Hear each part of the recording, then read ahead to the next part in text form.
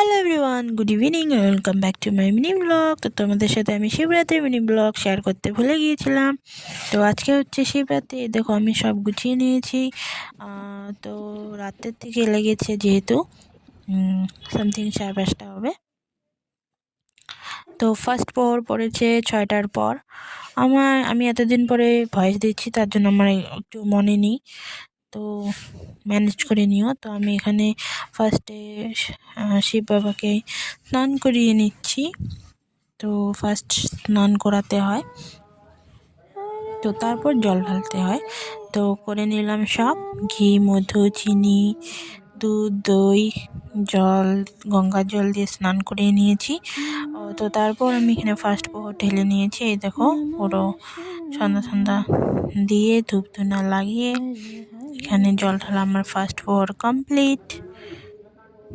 তো আজকে তো চতুর্থ প্রহরে জল ঢালতে হয়, মানে চার প্রহরে। তো রাত জাগবো, দেখি রাতটা কেমন কাটে।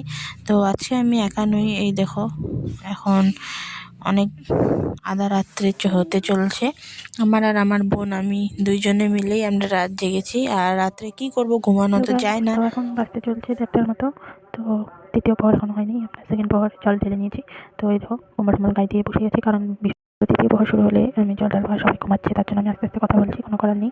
আর এই যে আমার বোন ওখানে কি আর্ট করছে, তখন আমরা দুজনে বসে বসে খেলাম। অনেকজন মিলে হলে অনেক সুবিধা হয়, কিন্তু কেউ নেই, আমরা দুজন, ওই জন্য ঘুম পাচ্ছিল, তো তাই খেলছিলাম। তো বাই বাই। তো আমরা দুজন মিলে মোবাইল দেখেছি, অনেক মজা হয়েছিল, গেম খেলেছি, ডান্স করেছি। যখন ঘুম পাই তখন ডান্স করি। তো দ্বিতীয় প্রহর হয়ে গিয়েছে, তৃতীয় প্রহরও এই যে হয়ে গেল। এটা লাস্ট চতুর্থ প্রহরের তোমাদের সাথে শেয়ার করলাম। তো তারপরে একটু স্নান টান করে পুজো দিয়ে, একটু শুয়েছিলাম, স্নান টান করে পুজো দিয়ে তারপর আবার এই যে মন্দিরে এসেছি, পাগলা বাবার মন্দির। আমি, আমার বোন আর আমার একটা ফ্রেন্ড, তিনজনে মিলে এসেছি। তো পুজো টুজো দিলাম, এখন বাড়ি যাব। তো আসার জন্য এতটুকুই। Bye bye. শিবরাত্রি ব্লগ কেমন লাগলো জানিও।